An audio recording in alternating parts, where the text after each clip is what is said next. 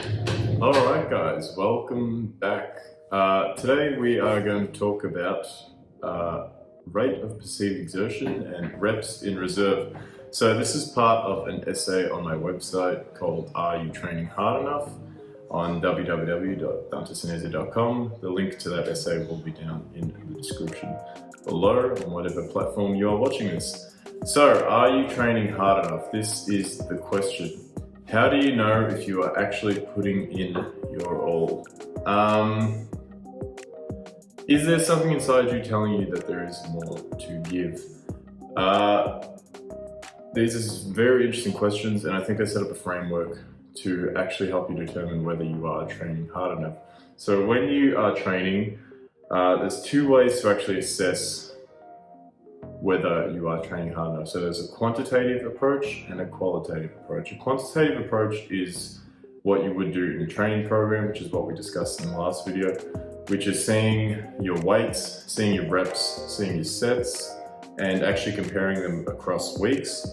And that's going to be a good indicator whether you are pushing hard enough, because if you're increasing in reps, increasing in sets, increasing in weight, then there's an actual metric of improvement. And if that's stagnating for a period of time, then that's telling you that maybe your progress is slowing down. So that is a quantitative approach, quantitative being quantity, or derived from quantity, so how many. Whereas there's also a qualitative approach, so qualitative being quality or feel, and that is the subjective feel of the individual of how they are performing.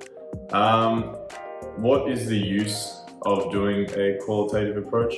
Basically, it does allow to see how the individual is feeling in their session day to day, whether it is session to session or week to week, and you can compare that through various different means. The main one specifically is a method called RPE, which is rate of perceived exertion. What does that mean?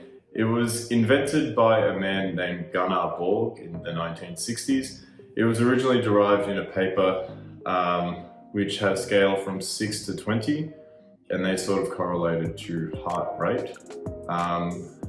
Then he had a later paper which changed the scale from a scale of 1 to 10, which then actually is what changed it from a sort of perceived exertion, with 1 being no perceived exertion or low perceived exertion, and 10 being a very high perceived or maximal perceived exertion. This was then taken by a man named Mike Tuchscherer, and he was the owner of Reactive Training Systems, and he has a book called the Reactive Training Manual, which he took the RPE system and he adjusted it for modern day weightlifting, whereas the original RPE scale was probably more for cardio-based tasks in nature, or you could use it for weightlifting too, but there was no clear distinction of what a 10 was other than absolute failure. So Mike Tuchscherer took this idea, and essentially he made every incremental increase in the RPE scale signify that you could do another rep. So essentially the idea is, if you had an RPE 10, then you had absolute muscular failure. If you had an RPE 9, there was about 1 more rep in the tank.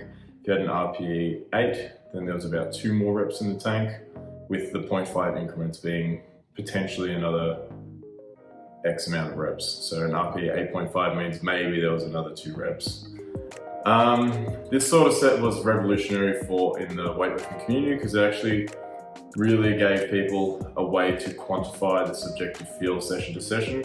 So as well as having sets, reps, weight, you actually had this extra metric, which was RPE, which is how difficult that exercise or that set felt on any given day. This was also later adapted just in the community. I couldn't really find where it originally started, into another system which was called reps in reserve, RIR, which was pretty much the same idea. So RPE works from 1 to 10, so 10 being maximal failure and 1 being 1 left in the tank, or 0 being no effort really. Reps in reserve is an inverse scale, so really it's telling you how many more reps you could do, you had left in the tank. So 1 being you had 1 more left in the tank, 2 being you had 2 more left in the tank, so to speak, 3 being you had 3 more left in the tank, so to speak.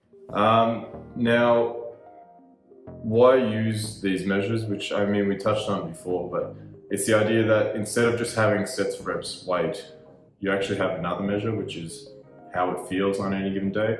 So I talked in the training video before how you're going to have a stress, you're going to recover, and then you're going to adapt, which is the idea of how you're increasing performance with time. But there are going to be factors that change your performance day to day or week to week, such as sleep, nutrition, hydration, caffeination, mental stimulation, as in if you're in the right headspace. There's going to be a whole host of factors which affect your performance at any given day. So having this subjective feel, being able to take a qualitative metric and give it a quantitative number, really was able to make training a lot easier to track with time. And even if you couldn't increase in sets of reps or weight, and you did see that there was a decrease in the RPE or the RIR scale, as in it was reported being easier, then there's actually a metric of improvement beyond the physical performance change. It's just it feels a bit easier, it feels a bit nicer. Yeah, so just to summarize all this, do you often push yourself to that limit of working up in the higher RPE scales or going to the down low in the RRI scales? This is actually really important because even if you check what RPE means in Mike Teixeira's version, it says that anything below 5.5 is not a true work set. And you sit there and you go, well, is there a certain amount of reps where it becomes a negligible effort? And the answer would be yes. So I think most of the research tends to show that you need to work about sub 4, sub 5 reps in reserve or RPE on both scales to sort of signify that there is enough work for adaptation, for progress. And if you don't have a measure of judging that, if you can't in your head say to yourself, I'm close to in proximity to failure by this metric, then you're never going to actually know whether you're applying yourself enough. And the problem is that a lot of people, when they start training, is they don't actually know how close they are to failure.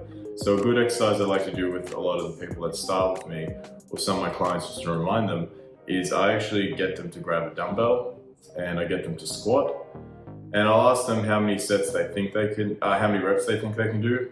And they'll tell me and we'll do those reps. And then I'll ask them again when they've completed them. They'll tell me another reported number and I'll get them to do that again. And I'll keep doing that until we get to absolute failure. And most of the people that have trained more often or are more advanced in their training life will be closer at judging how many more reps they could actually do. And the people that have sort of just started out will be a lot further off because they're not used to pushing themselves, so they can't actually tell how much they have left in their system, in the tank, so to speak. So I think it's a good exercise if you really want to judge how much more work or how close you think you are to maximum failure. And in doing that, you'll be able to judge better in future if your working sets are actually contributing to your overall progress or if you are just taking it a bit too easy. So that is RPE and RIR, so rate of perceived exertion and reps in reserve for anyone interested. If you have any questions, please let me know. Don't forget to like and subscribe and share. It goes a long way for the channel. I hope you all have a great day. Peace.